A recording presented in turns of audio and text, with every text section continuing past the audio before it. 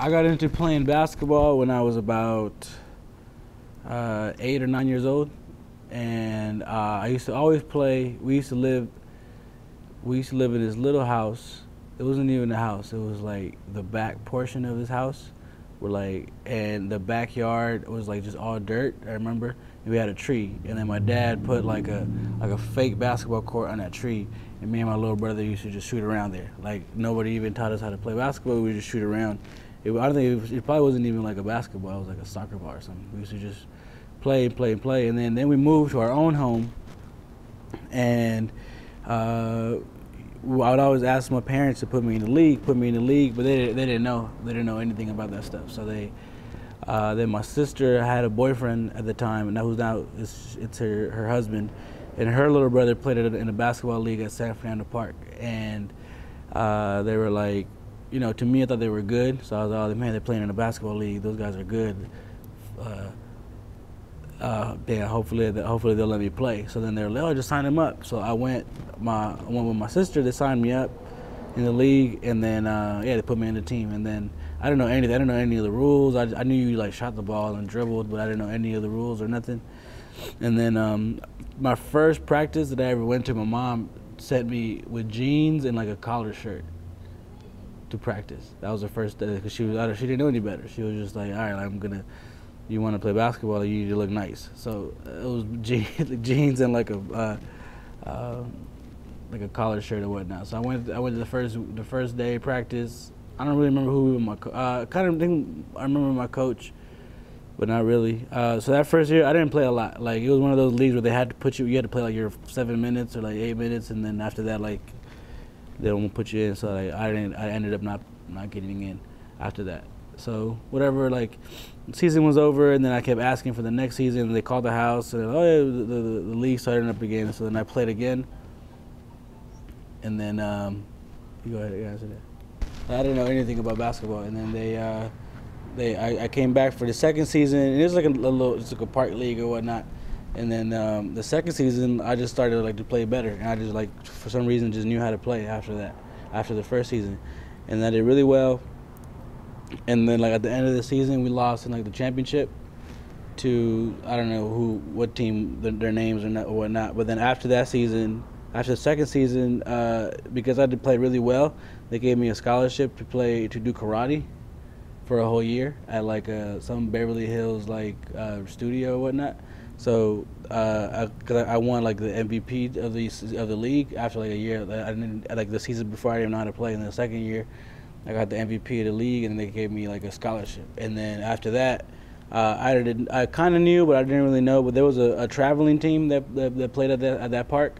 It was a pretty good traveling team. They're called the Cavs, and they used to, they traveled everywhere from like Vegas to San Diego, up north, all over the place, just playing like in different tournaments and whatnot. And it was like better competition. And then like after that season, then they asked me to play with them. But at that point, they had switched over to a high school, San Fernando High School. So I just went along with them, and from there, like I really learned how to like really play, and like I like really good coaches that like they played in college and whatnot, and they were like really like since I was like 10 years old, like just instilled in us that we had to like go to school and we had to do something with our lives, and definitely kept me out of trouble.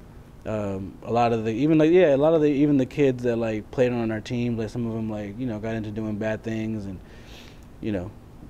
so I think that really helped out a lot, like being able to play sports, and that's how I got into playing basketball. In high school, it was a little bit different because, like the high school that I went to, which is here, this is where I went to high school.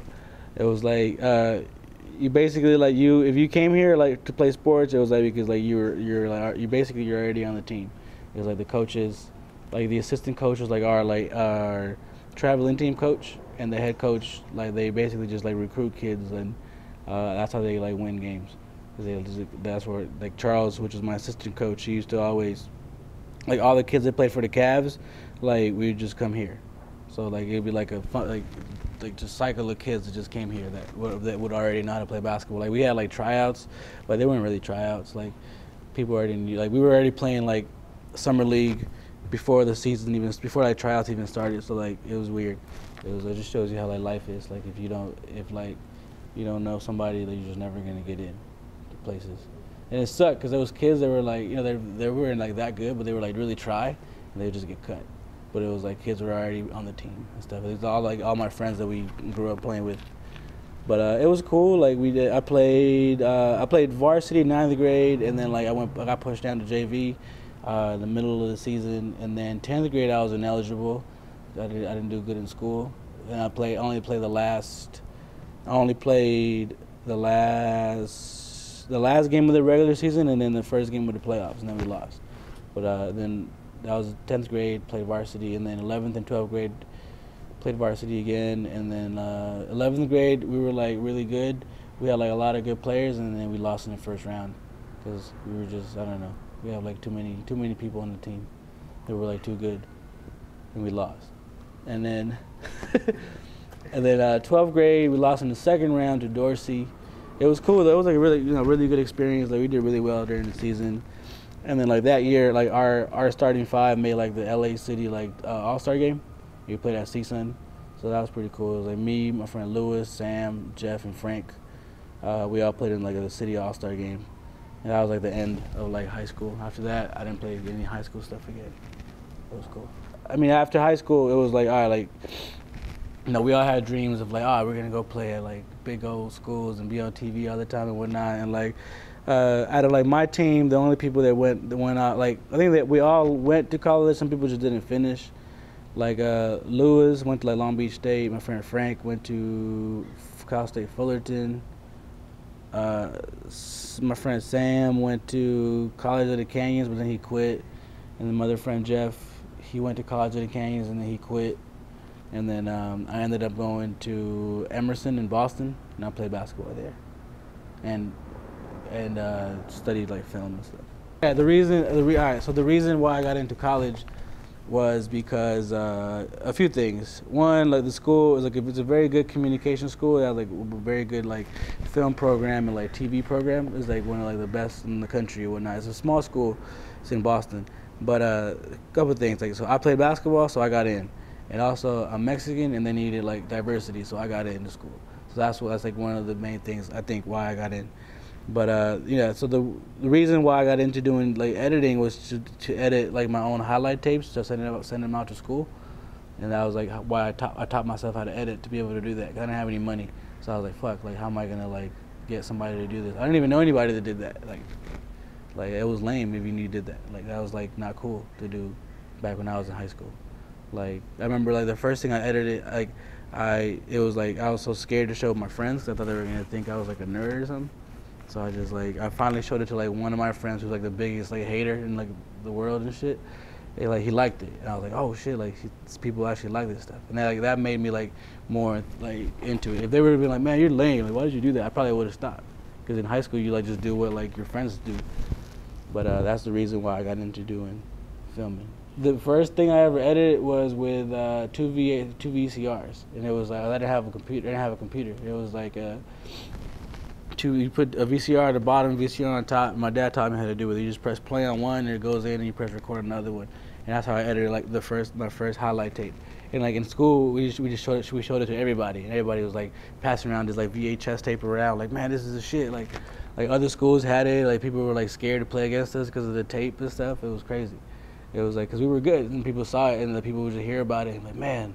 Like, and I didn't even know that till I got older. Like, people, they were like, man, we used to be scared to play against you guys. And I was like, man, you guys are a bunch of little punks. Like, but that's why that's why I got into doing that. Like, I didn't really, like, I used to watch movies and watch music videos. Like, I really love music, though. Like, I used to listen to music every day. Like, I had my CD player every day. Walking to school, in class, like, out, like, going to the other class. Like, it was just, like, music. But I never wanted to make music.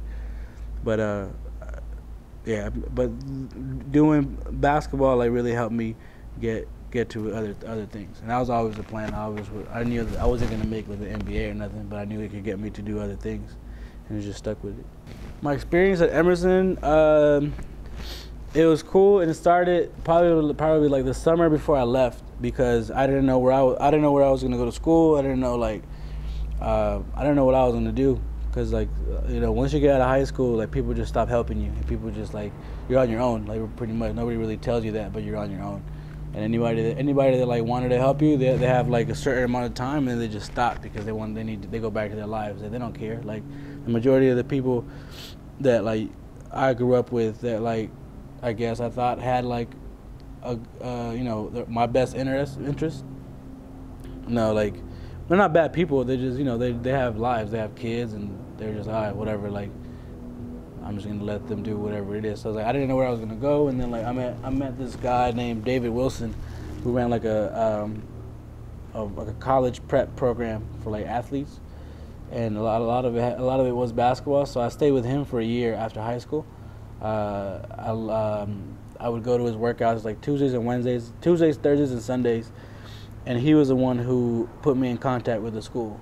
And it was like randomly. It was like that the coach at Emerson called him from a referral. Another college in the conference had told him that like this guy David Wilson had some kids. My coach called him. My coach researched the school. He called me, and he was like, "Hey, I need you to take a look at this college. It's very small, but I think it'll be a good fit, like for your film stuff." He knew that I wanted to make movies and whatnot. So he was like, "Just check it out." So I checked it out. I looked at it. I didn't pay no mind. And then like 10 minutes later, like the coach calls me.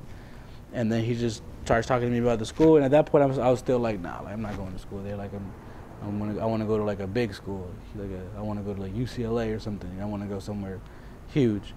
But then like I got off the phone with that coach, and then like 5 minutes later, like the other guy calls me. His name is Alex C. And he's a script writer. He's still a script writer now. But he told me everything he was doing, and like how the program at Emerson helped him, and how the school helped him, and how he was very interested in meeting me and seeing like going to my games or whatnot. So he came out to one of my games in the summer for this college league, and I talked to him. He liked me, and then he explained to me who he was, and he had like written like at that point the biggest thing he had done, he had written a script that Spike Lee directed. So that's how he got in the door. He started off, out of college, he was like producing music videos for like 5 years. And then he got into script writing, and that's where his career is at now. And then like eventually now he wrote the movie The Watchmen. So he got rich. He got like really rich. And like he was cool and shit. But he was like he's the one like, and then they sent me a flight to go to school, to go check out the school over the summer. I checked it out, went by myself, came back, and I was like, well, if I get accepted to the school, still wasn't for sure that I was gonna get accepted. So then if I get accepted, I'm gonna go. And then like probably like in July or August, I got the letter saying that I got accepted. So I was like, all right, I'm gonna go. And then come September, I just left. Like by myself, I just bounced to Boston, and I was like, all right, fuck it, I'm gonna go to school and like really do this. And then like I was still going like fully like, oh, I'm a basketball player. I remember like I took a basketball with me for my flight and everything. Like I was like a real basketball player. Like that was my shit. And it was cool, man. Like I think at first it was hard because I've been away from home, but I never like lived away from home. And I was like 18, and I was like, fuck it, like I'm just gonna leave. And it was hard, and I wanted to come back. Like probably like 3 weeks in, I wanted to come back because it was like way different. I was like going from like, like my high school being like what, like 80% Mexican, 20% black or something, and then like my neighborhood just being like 100% Mexican, and then I go over there and it's like 99% white. They tell you in the pamphlet that it's like 75% white, but like when you actually go to school there, it's like no, like it's like 99%. Like I knew like the 3 black people that went to school there, and one of them played on our basketball team, and then like it was like you knew all the people that weren't white. That's how like the percentage was, So it was just different. People are just different out there, and then it was like I didn't understand it, but they were just like more responsible. That's all it was. Like it wasn't like they were like weird or nothing. They were just like really passionate about what they wanted to do. And like when I went to high school, like kids aren't passionate about nothing, like you're only like people like care about their clothes, and people care about like they're gonna like fight somebody or something, but like they're not passionate about anything. So I got to school there, and like these kids were like really passionate about stuff, and it like weirded me out at first. I was like, wow, like these guys are like they're like on my floor we had like dance majors, and they would just dance in the hallways. I'd be like, dude, this is weird. Like, there's fucking people just dancing in the hallways and like singing and people like drawing and shit. I'm just like, man, these guys are lame. But then I realized, dude, like you go to a school that's about this shit. Like, you might as well take advantage of it. And then, yeah, then like it took me like my first semester to really get into the school and like see like go around the school and like really like meet more people and whatnot. But like the people that like I stayed close to the most were like my basketball teammates and stuff, and they were all cool. Like they're all different, and then like each like the cool thing about it was that everybody was from different parts of the country, so like everybody had their own little stories of how like their lives were and whatnot. But like those became like some of my like best friends from high school and just like life in general. Scott's watching football like this. He does. You ever seen The Sandlot? I met Scott while I was in college. I didn't really talk to him that much, but I had friends on the same floor that he was on, like freshman year. So whenever I go down there, I would see him, but I would just say what's up to him and whatnot. But I never really talked to him at all until I graduated a year before he did. So once he graduated, then he came back. Then he moved out to LA. And then he hit me up. He saw what I was doing, so he was like, you know, if you need any help, let me know. And that's how I met Scott. Like, he was literally like, I needed help. And he was like very serious about it. So we just teamed up and we did a couple of videos together. And then like, we just decided that like, you know, let's really make it into like a real company and like file for like a LLC and just push. And ever since it was like August of '09, we've been like just doing stuff together, and then we've just been building since then. And we had gotten our first check from like a record label, and we couldn't cash it, so we were like, we got to create a company. So we did it, and then it's not that we couldn't cash it; they wouldn't pay us until we had that. So that's why we decided to do it, as opposed to them just sending like me money or something. The first job I ever got paid for. The first job that I ever got paid for was after high school. The first job I ever got paid for was after high school. And through these basketball tapes that I had, I used to put them online, and people used to see them. And then randomly, this is crazy, like this college professor from Syracuse,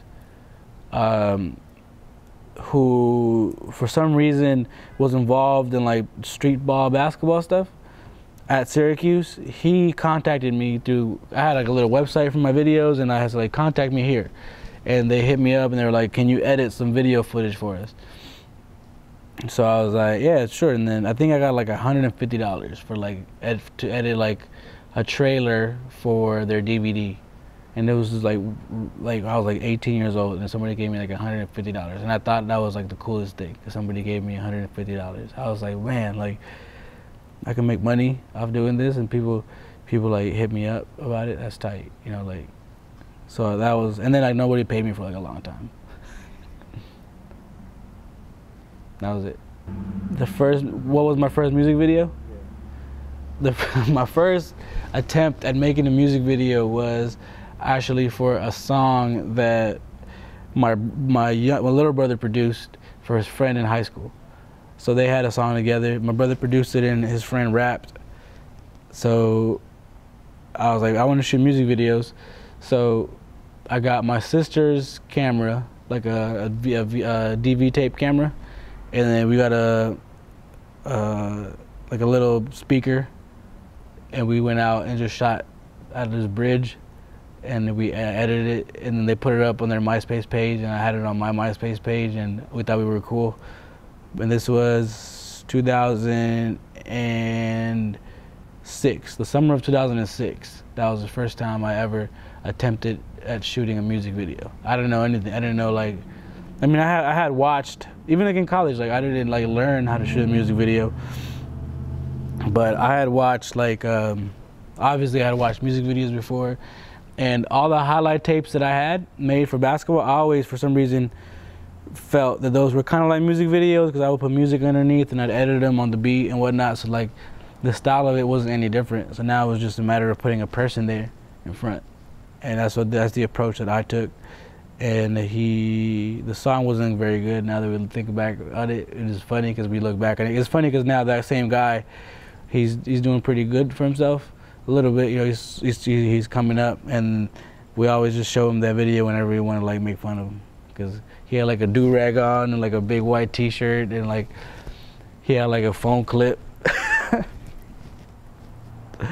And that's not cool no more, obviously, but back then it was cool. Yeah. Well, the reason why I decided to create my own company was because after college, came back home to LA, and I went out and looked for a job. I sent my resume out on Craigslist, on whatever job search engine you could find. I sent it out, and nobody would ever reply back.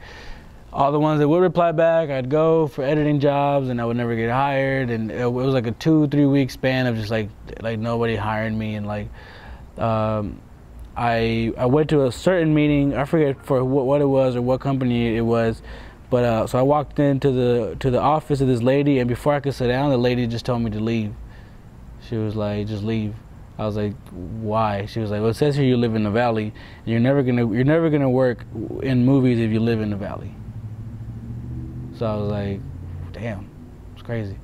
And like I asked her for some advice, and she was like, "Yeah, and I'd suggest you find another career."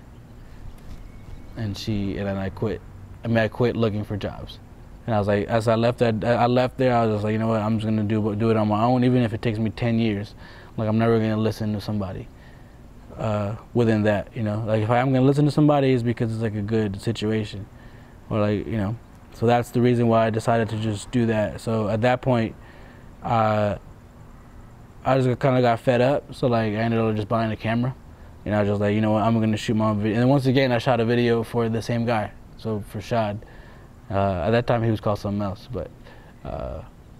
We just bought a camera, and we just went out and shot a video, and it actually came out really well. So then that came out really well, and I put it once again just on MySpace. Somebody locally saw it, and they hit me up, and I went to their studio, a music studio. This was like '08, and this is the first time I had ever been in a recording studio, and I was like, wow, this is tight. But it wasn't even that tight. But at that point, it was a cool place. And they asked me how much I would charge them to shoot a music video like the one that they had seen, and I was like $500, and he was like, cool, here's $250. We'll give you the rest when you get done.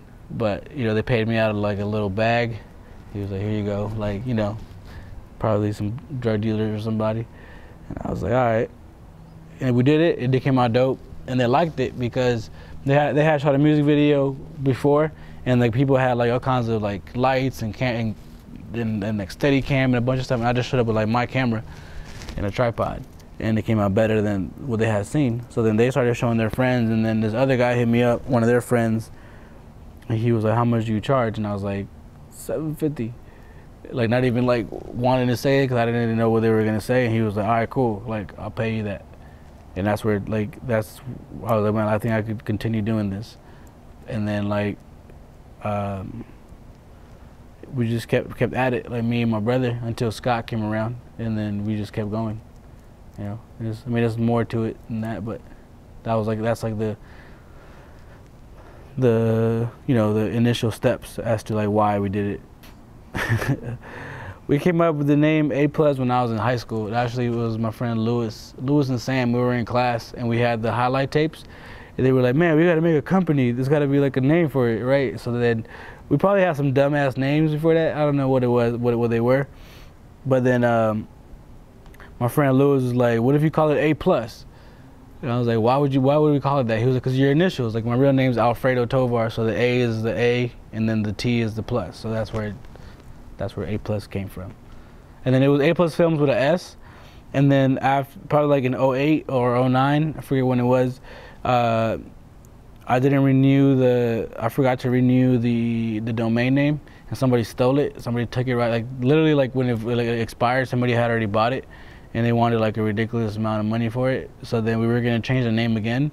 So I asked my brother, I was like, dude, we're gonna have to change the name because there's no, how can I spell it? So we were just like, all right, well, let's just put a Z at the end. And we bought the domain with the Z, and it just stuck ever since. Don't let that domain What? expire. Oh yeah, fuck. No, now I have it where like it renews itself. But back then it wasn't. So it would have always been with an S. It probably would have been S cool. How did I start working with TDE? I started working with TDE by one day.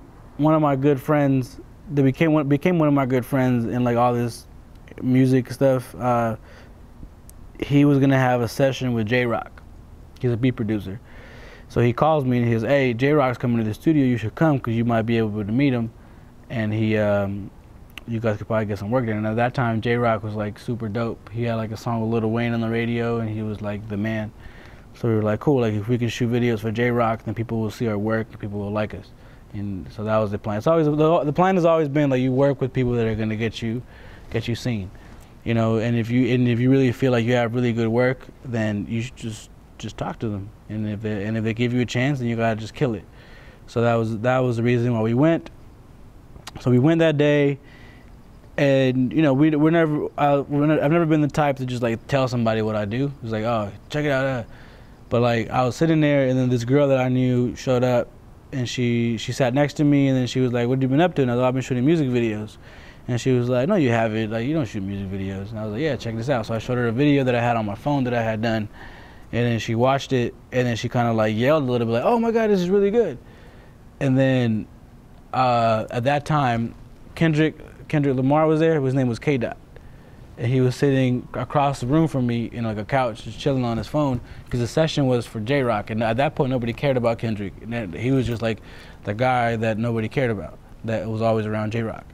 So he came over to where I was sitting at, and he was just like, "Yo, like, you shoot videos?" I was like, "Yeah, check it out." So he watched it. He was like, "Oh, I like that. Like, maybe you could hook me up. Maybe you could shoot some videos for me." So then I was like, "All right, cool." Like, so he gave me, I gave him my email. That same night when I got home, he had sent me some music. I played it for my brother. My brother was like, "Who is this kid?" I was like, "This guy named K. Dot. He wants some videos." Like, I don't know. We'll see if we do them or not. And then my brother was like, "Dude, this guy's the fucking best rapper I ever heard in my life." And I was like, "Shut up! The kid, the fucking at the studio, really? Like that's not." I was like, "You're serious?" And then like, we went out that same weekend and we shot 2 videos for him. And it was that week we shot 7 videos in 7 days. And the whole idea was that we just needed to get videos done so we can get just more exposure. You know, so we had gotten some money from some guys that paid us for a music video. So instead of paying ourselves, what we did was like the money that we were going to use to pay ourselves, we used it to shoot all these other videos.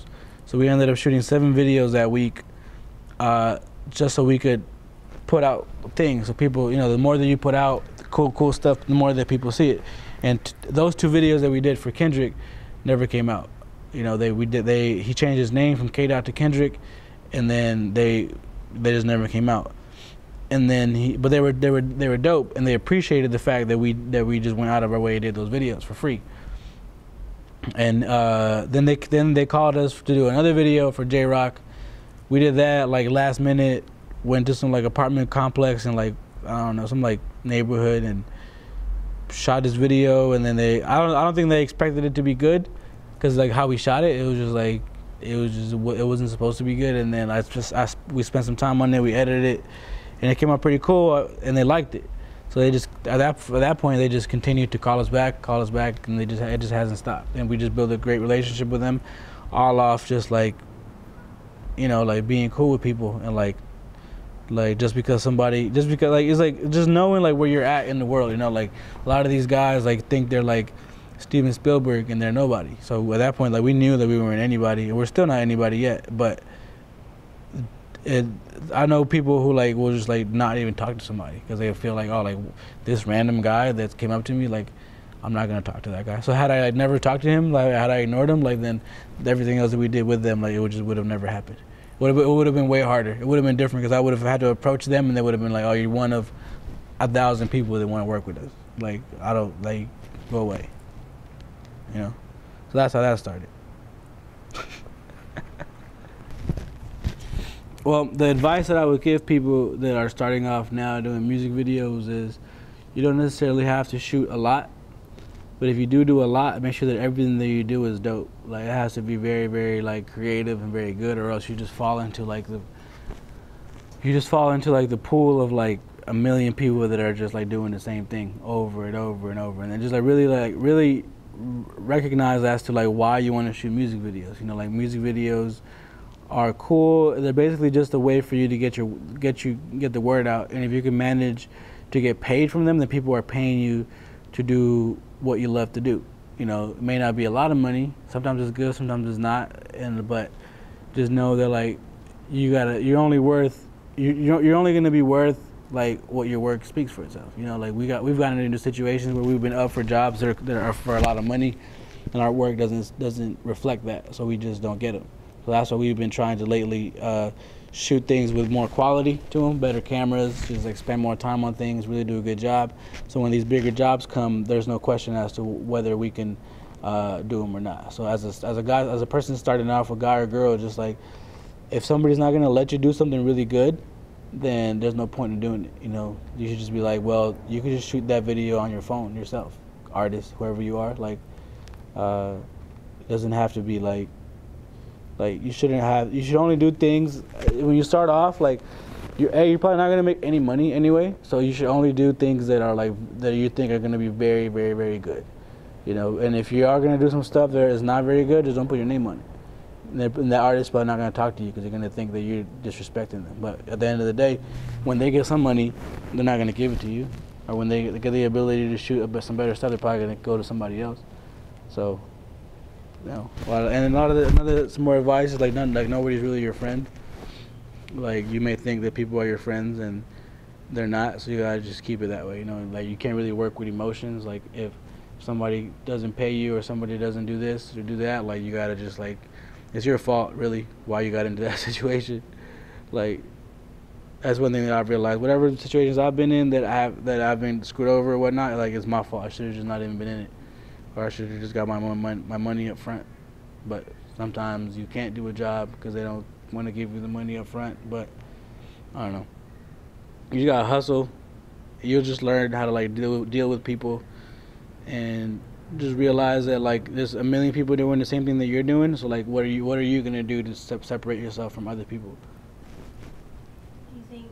I think it's way more difficult. I think now like. The difference from when we started to now is that even people like us that have been doing it for a while, like we're still trying to get into the door. You know, we're still trying to get like bigger jobs. We're never gonna stop. And then like the guys that came in before us, like they're still trying to get jobs. So it's just an endless pool of competition that you got to realize like the biggest music video directors from like 1991, 92, they're still shooting music videos to this day, and they're the ones that are getting the super huge jobs. So that's somebody that has got 20 years of experience on you that is getting those jobs. So like you gotta just like be better than them at something. You know, if they're good at whatever it is, like they're probably not good at something else. So you gotta be good at something. Like whether you're good at editing, whether you're good at, you know, making girls look good, making guys look good, where you're very good at shooting like street videos or whatever it is, like whatever that you're very good at, you have to just push it to that limit, you know, and like try to come in with it from a different angle. But the biggest thing that's changed is some of these cameras, like they're just like very good. So some people just go out and just shoot stuff, but you know, I think it's even more wide open for you to like. It's very difficult to get in, but it's also like how hard you do it. Like at the end of the day, something that's really good is gonna get seen. So, and if something that's not good is just gonna get overlooked. So if you do something that's like so great, people will end up eventually watching it because it's so good. Somebody's gonna tell somebody, and that person's gonna tell somebody else, so on and so on. So you just gotta get in. You know, it's very competitive, but you gotta like just try to do cool shit. early on, like I would like early on when shooting videos, I never even like, I would just stack up all the clips. I would stack up all the clips, and then just edit on the beat, and then just get rid of randomly get rid of here, and then export it out. That was a video. You know, it was just like it just looked cool because it was on the beat. But then I realized that I was missing a lot of like cool stuff. You know, but the videos were cool enough that like people didn't care, and they were just like for nobody, so nobody cared. But now the editing process, like you just gotta find like the best times that these guys are performing, because at the end of the day, these guys are artists, and all a music video is a marketing tool for them. They have to be able to perform very well. So now it's like finding times where they're like, they don't look stupid, when they don't look like they're like uninterested, and then when like the guy's like glasses are this way, you gotta like really pay attention to all that.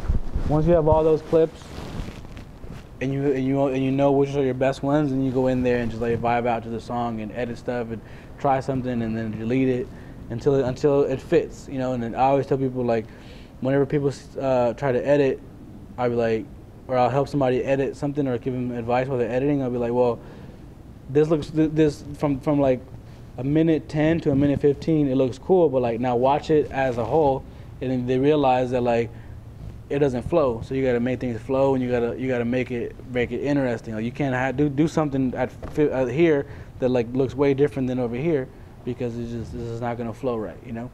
But you know, editing is just like drawing. Like anybody could just get a piece of paper and a pencil, but it's what you do with it, you know, and how you want it. Like a little kid could pick up a pencil and just scribble on a piece of paper, and to somebody, like to his mom, is like the best thing ever. He's like, oh, I love this picture. But to somebody else, oh, it's just some scribble on a piece of paper. So it's all up to like how you see things. You know, some people may not like how I edit. I don't like how other people edit. Like sometimes I'm like, oh, like they could have done a better job with that. But to that person, they're like, this is what I wanted. So it really comes down to like what you want to do. Like sometimes you could not even edit a video. It could be like a one-take video, so there's no editing in that. The future of Aplus Films. I think we want to get into, we're definitely going to want to get into movies. Has to be like the right situation. Definitely continue to just create content for artists.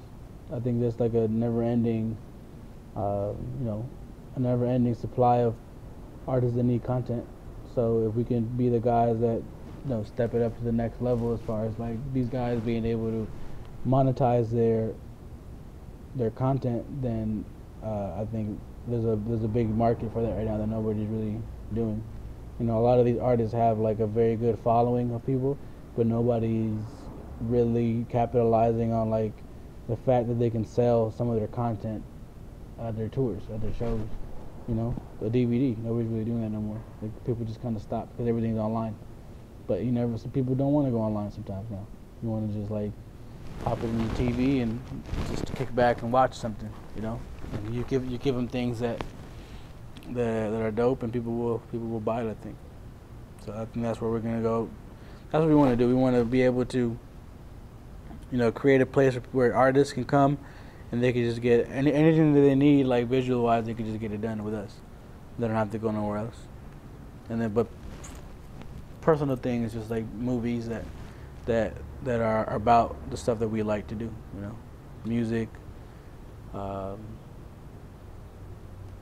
life stuff, things of that nature, sports. I don't know.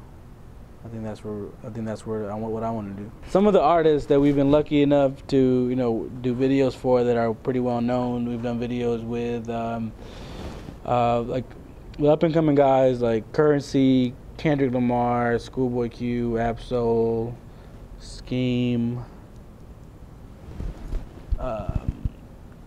We did a Dom Kennedy video that never came out. Well, he was in it. Never came out. Some of like the people that like I really liked working with were like Talib Kweli, E40, Corrupt, Exhibit, Wiz Khalifa. I'm missing somebody.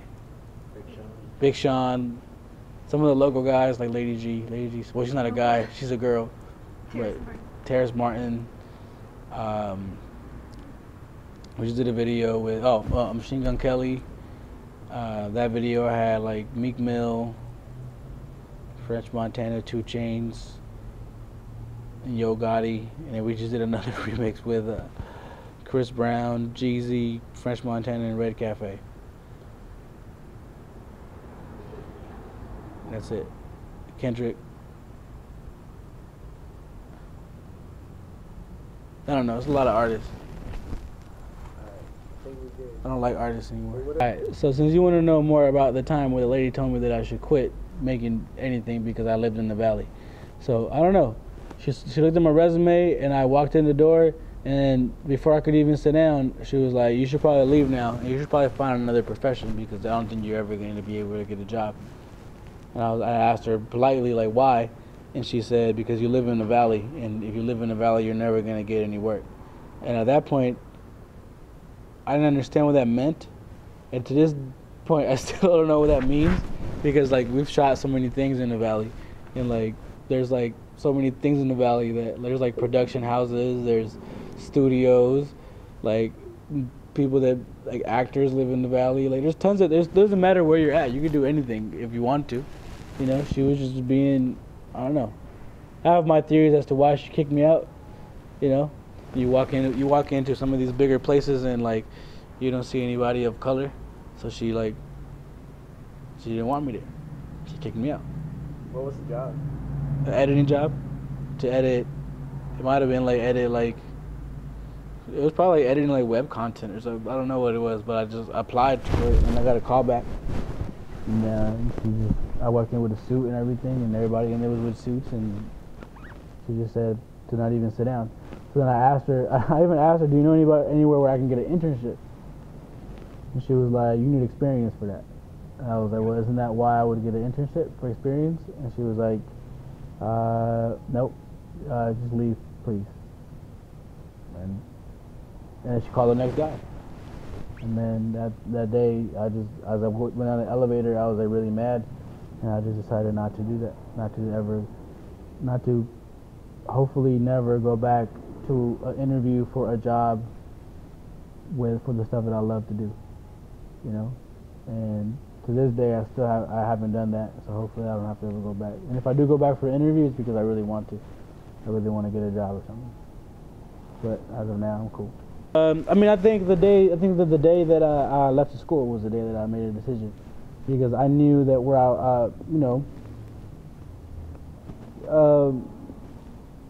I knew that by making that decision that I would have to just follow through with it and like really do something with it, you know, whether it was like when I first went to school, I thought I wanted to be an editor and like edit things at like a TV show or something. I thought that was cool.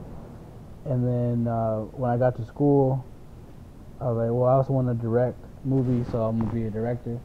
So I walked into my first like film class, and I just didn't like the people that were in my class. They were just like very obnoxious, and like they were acting like all these kids probably had been shooting movies since they were like 10 years old. So everybody was already a director by the time they got there in their own head, and they just, you know, they didn't really respect the people in their class. So it was like I stayed there for a week in our first project. Like they said they separate you into projects, and then like I didn't get the director's job for the thing just because for whatever reason, and they were just like, yeah, this is gonna be your job. And like I just left the class at that moment at that time, and like I switched my major to television and video like right after that class. I just didn't want to deal with people like that. I wanted to be around people that were like cool about stuff, you know. And like for some reason the people in the television and video side of the school like seemed more cool. They were like more people that were like open. I don't know, I just got along with them better than like these like film kids that like thought they knew everything already.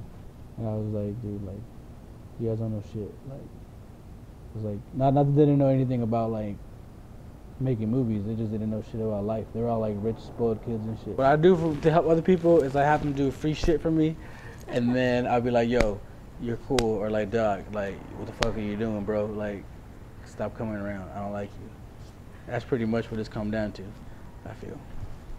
So you know people just stop coming. Yeah. Okay, I'm like very slowly getting tired of people, like extremely tired. Just like, dude, I don't want to deal with people no more. No, I'm just kidding. But no, I mean, I've always, I mean,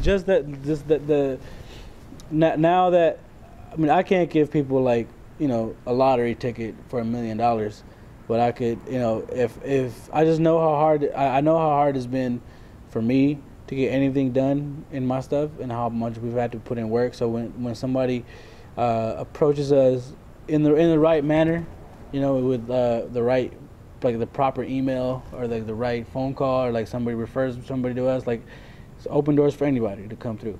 It's all about what they do with it. You know, some people we've had, there's no reason as to why we would even have like interns and whatnot, but like people want to work with us. I always think it's very funny that I get these emails like every day about somebody wanting an intern. I'm just like, why do you want an intern for me? Like, why do you want to do that? Like, why would you want to?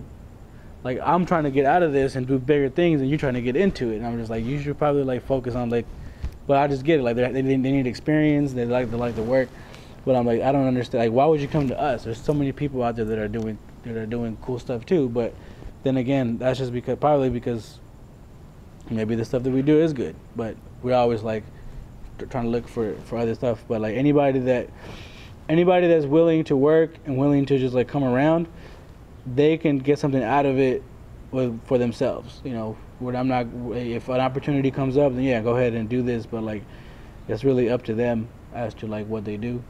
You know, we've had people that have had good attitudes and people that have had like terrible attitudes. So it's really on them. Sometimes it's people. Sometimes it's like some people, they don't, like I said, sometimes people don't understand like where they're at in the world as far as like their success.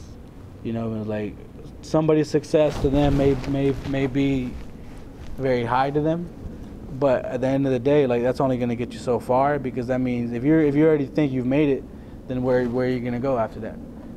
So I like the fact that some of these people that intern for us or just come around us, like they're very hardworking, but we always try to, you know, look out for them. If somebody wants to shoot a video, then we'll try to pass it on to them. Somebody wants to do this, pass it on to them, because it's just hard. It's hard to do anything in this world, you know. So like if you can help somebody out, even if it's small.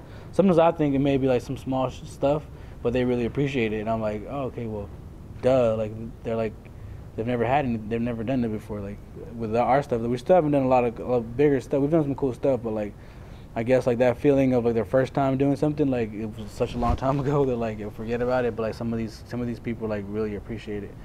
Then you have people that don't appreciate it and they take advantage, and then you're just like, you're stupid because it's such a small world, and like you're probably gonna get beat up one day. Not Lola though. Lola's cool. The work ethic behind I feel like getting anywhere in life is like you have to work very, very hard. Every person that I've met that's successful at what they do, at whatever level they've gotten to, like has worked very, very hard, you know. And like I said, it's all about like what you want to get out of it, you know. So it's like the successes that I've had, I've felt that they've come when I've sacrificed certain things. So it's like, and it's always the times where you really have to make that decision as to like, am I going to do this, or am I going to be productive and do this? Those are the times where like you actually get something out of it. Anything else is just your responsibility. So it's like if you're supposed to edit a video and you got paid for it and you just do it, that's cool, you did your responsibility. Now say you just got an invitation to a party, but guess what? You still haven't really made any progress in your career. So what should you do? Should you go to the party, or should you just stay back home and just try to figure out something, learn something new, or do something? That's when like I feel like you get the most out of anything. When during the times where like you have to make a decision, or you have to tell somebody, you know what, no, I'm not doing that. I'm gonna stay here and do this. Or you know what, I'm not gonna go to this party. I'm gonna go hang out at the studio, even though tonight nothing may come out of it. But if I go back the next day, and if I go back the next day, then it'll happen, you know. So I think that the work ethic comes from just what you want to get out of it, and like just learning. I think like just learning how life works, and how how like just like when you meet people that are very passionate about what they do, even if it's in another field other than yours, you start to pick up patterns as to like why they made it, you know, and why they're in the place that they're at. And it's always because they sacrifice and there's hard work. And yes, they're talented, but there's plenty of people that are talented, tons of people that are talented, and people that are talented with better opportunities than you. So you have to work even harder just to catch up to those people. And it's not necessarily about the amount of hours that you put into it, but it's like how productive those hours are. You know, you could spend 10 hours behind a computer and you do nothing, and there's no progress. So it's like you have to like measure your progress as to like be like, damn, like look back at your work and be like, all right, am I getting better? If I'm not getting better, then I'm just standing still, and whatever it is that I'm doing isn't really helping out. So like, what do I need to change, and what do I need to like really sacrifice? So I say, you know, it's like you sacrifice family, you sacrifice like things that you like going out. Like if you have a girlfriend, like you may not see her for a couple of days, and you gotta just deal with that. And at the end of the day, it's like it's really comes down to like what you want out of it, and it's just hard work. Like it may not be physical, you're not carrying like rocks or like moving things and whatnot. There's definitely jobs that are physically harder, way harder, and this is just more mental. Like if you can stay focused on something for so long and really do it, like the results just happen. There's no reason why we should be doing anything that we're doing. Like that's why it's very, when things happen, I'm just like why are things happening, you know? Like, but you look back and you're like, man, we put in a lot of work. Like people would never do that. Like if I told myself, let's say if I was starting now and I had to talk to myself and tell myself you have to do all this just to get to here, I probably wouldn't do it. I'd probably be like, you know what, fuck that. Like I'm gonna go into something else, because what you just told me, I'm never gonna do that.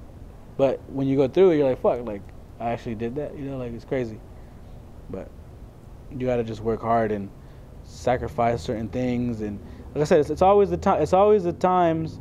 It's very easy to work hard when it's there in front of you. So very easy. But when your initial thought is like to say yes to something else, then that's when you actually make a sacrifice. It's not a sacrifice when you want to do something. So it's like right now, if I want to go and shoot a music video, it's not a sacrifice because I'm not really. That's my duty. That's like my responsibility. But like if I have a planned vacation, and hell yeah, I'm gonna kick it for this weekend, and then a video comes up, and I'm like, you know what, I'm gonna cancel that, and I'm gonna do this. That's a decision. That's a sacrifice. That I'm sacrificing something. You know, like sacrificing like going to a party. That's not sacrifice. Like that's nothing. But if you sacrifice like, damn, like my mom's birthday or like my dad's birthday or like New Year's Eve. Like there's one time where like it was like New Year's Eve, I was with my family, and they called me to go shoot a Snoop concert, and I just fucking took off and I left. That's a sacrifice. Not like, oh, I know Friday such and such is having like a party, like I'm not gonna go because of this. So now go to the party, and on your way there somebody calls you and you decide to leave that and go something else. That's when you get something out of it. And I bet you an opportunity comes out of that more than an opportunity where like it's planned. You know, people plan to go meet people. People plan to go like, oh, I'm gonna go to this party, this like industry party to meet people and network. That shit doesn't work. Like it always works in the least time that you could ever think of. That's how it always happens, you know. And like when you have a strong work ethic, you could always plan on like when things are gonna happen. It's crazy. Like once you get into it, you start realizing like, all right, like something's about to happen, because it just does. And things never. It's crazy how things never overlap.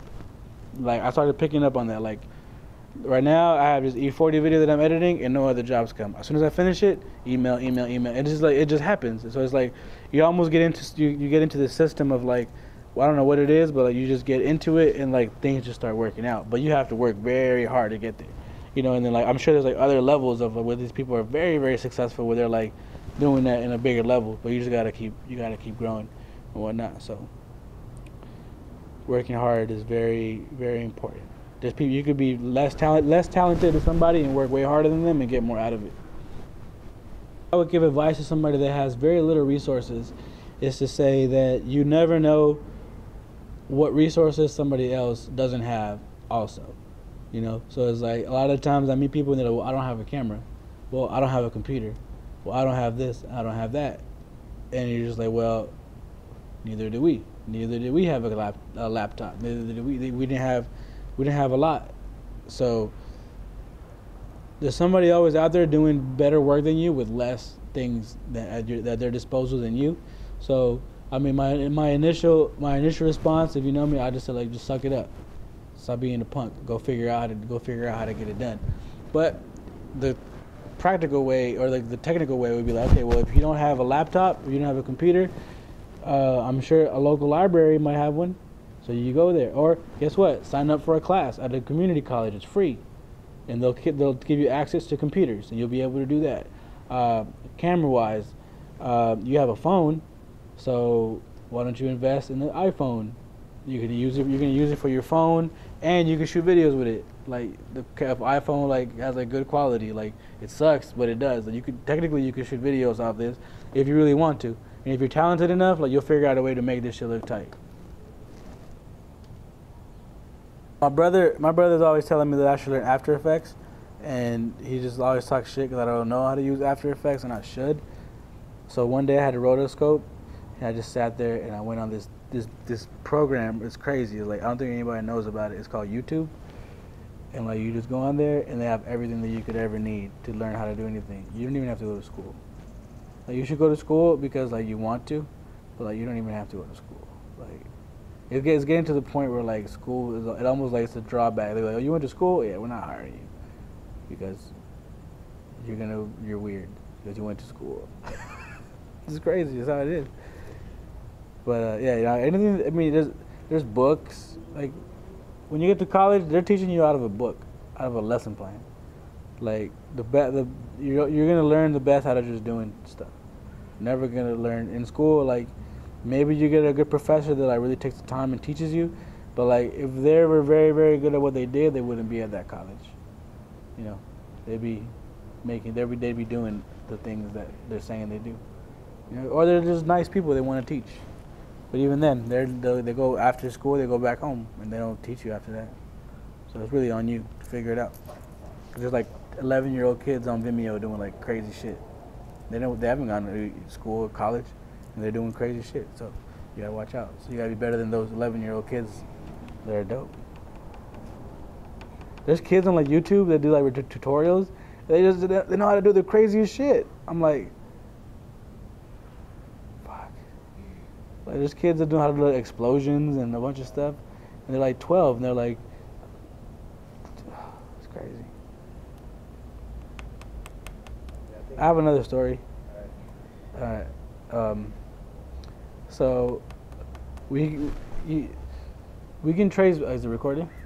So we always talk about like why we're getting to this point, and people would be lying if they told you that nobody's ever helped them. You know, you don't get that much help because it's very competitive. But you know, I can count probably like the people that have actually helped me in like one hand. You know, there's people that I've done work for, but they didn't help me. Maybe me working for them got my video seen, but that only goes so far because there's so many videos out there already. So like, there's only been a handful of people that have actually helped us out, and one of those situations happened by accident, but not really. So like, when you look back at things, you like make like a road as to like how you got there. And one day, back in like 08, like the end of 08, summer of 08, I was at home and I went online to like a music message forum, and I saw that Lupe Fiasco was gonna have a concert at USC. So I told my brother, hey, let's go. He was like, all right, for sure. So Rashad, which is Shad Robinson, which is the guy that I first shot a video for. So we were still at the level where we were like, let's just keep shooting videos for Shad, and then maybe one day somebody will look at it and they'll want to hire us. So we were like, the idea was that we were going to go shoot a video for Shad at USC during the concert, because it was going to be, USC's nice. We didn't know what we were doing. We were let's just go up there and shoot. So we got there, we watched like the whole show. We ended up not even shooting for Shad. So we got pretty close to the stage when Lupe was when Lupe was there. So I recorded it out of the camera. It was like a crowd. And I got a couple shots, and then I went back and I edited it.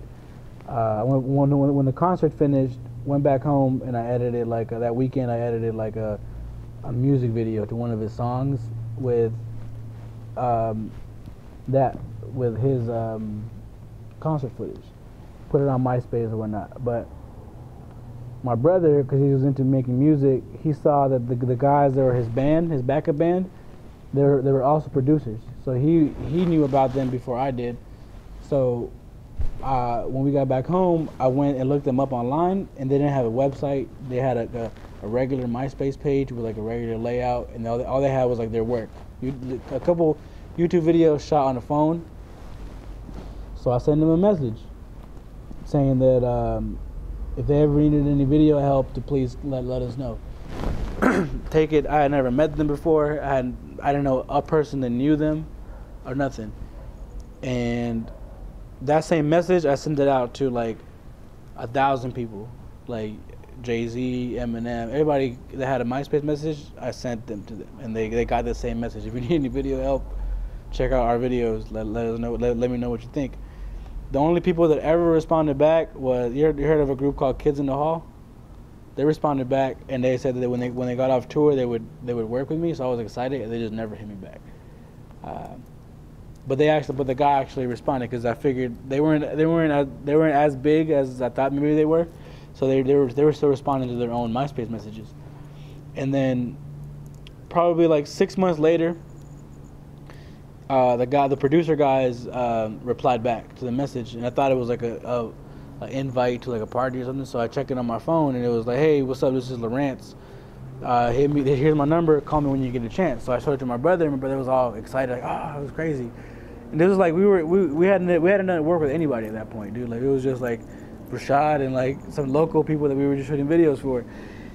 And so when they hit us up, we were excited. We were like, "Hell yeah, that's gonna be tight." So I called him, and he answered the phone, and he was like, "Hey, I'm gonna call you back. I'm about to go on stage with Lupe. I'll call you back in like an hour."